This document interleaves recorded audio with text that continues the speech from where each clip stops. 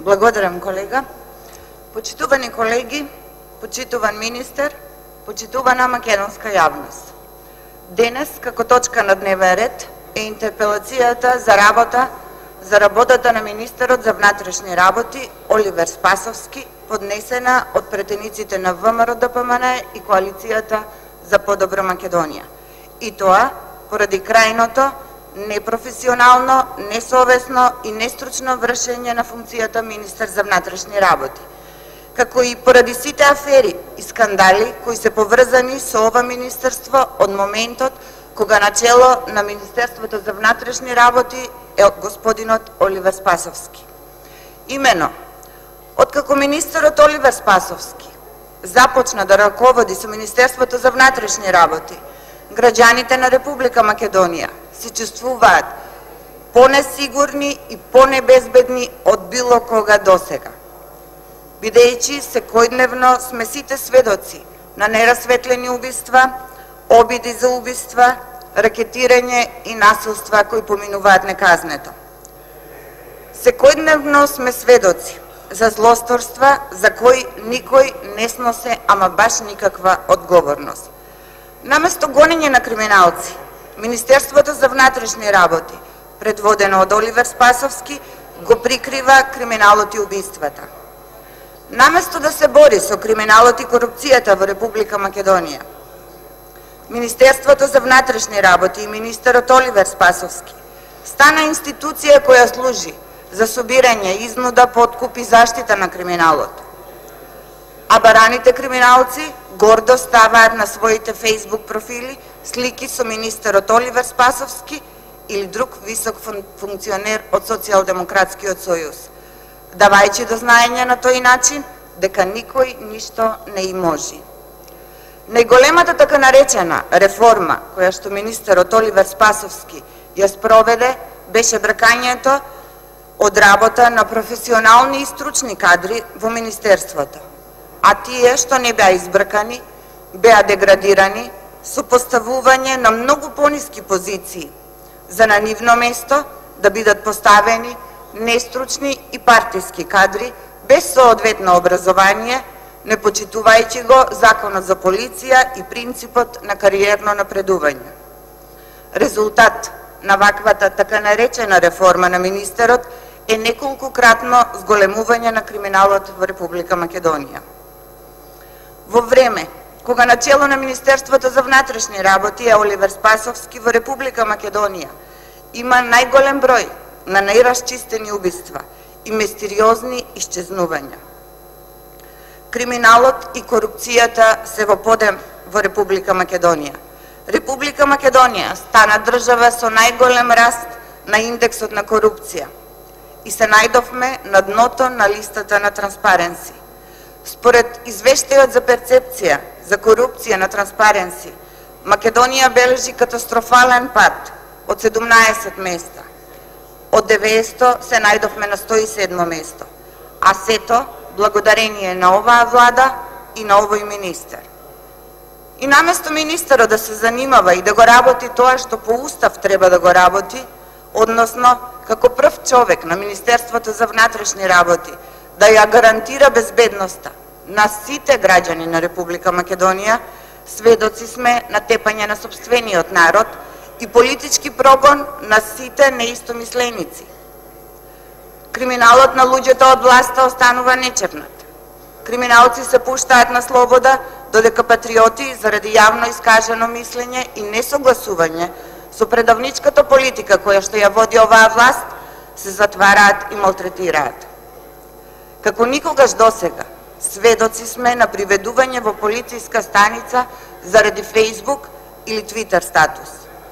Како никогаш досега, сведоци сме на приведување на млади луѓе во полициска станица. 4 часа, без никакво образложение, се држат членови на Унија на млади сили на ВМРО-ДПМН.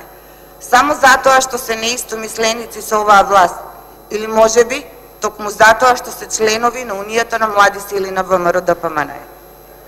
Наместо да апсат криминалци и убици, под водство и наредба на министерот Оливер Спасовски, МВР апси млади луѓе заради искажан став кој е различен од оној на власта, а се со една цел – заплашување и вршење притисок. Класични удбашки методи на владење кои за жал не се ништо ново за оваа влада и за нивниот добро познат начин на владење. Дивењето по скопските улици, вооружените пресметки на улиците во Скопје станаа наше секојдневие. Скопје стана целосно небезбеден град, а ништо подобри не се ни останатите поголеми градови во Република Македонија. А министерот Оливер Спасовски ги крие срамните статистики за ниската реализација на полицијата, на која што тој буквално и ги врза рацете. Срамни се пресовите на кои овој министер ни продава празни демагогии. Колку повеќе насилства се случуваат, толку повеќе тој сето тоа го релативизира.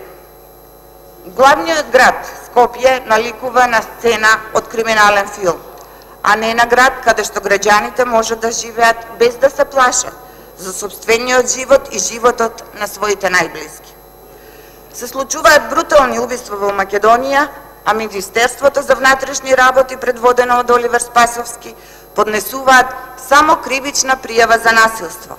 Контрадикторно и абсурдно, млади момчиња, деца ги губат своите животи, а вие поднесувате, министре, само кривична пријава за насилство. Имаме случај кога оваа влада и Министерството за внатрешни работи, предводено од вас, најпрвен прикриваат, а потоа и затешкуваат убиство на млад човек. Додека МВР лаже дека законот важи подеднакво за сите, нашите граѓани ја плаќаат цената со сопствените животи. Затоа и со право македонските граѓани се исплашени. Полицијата е немочна, а причина за тоа што ни се случува во моментот е неформалната коалиција на Социјалдемократскиот сојуз, која ја има склучено со криминалните структури во Македонија.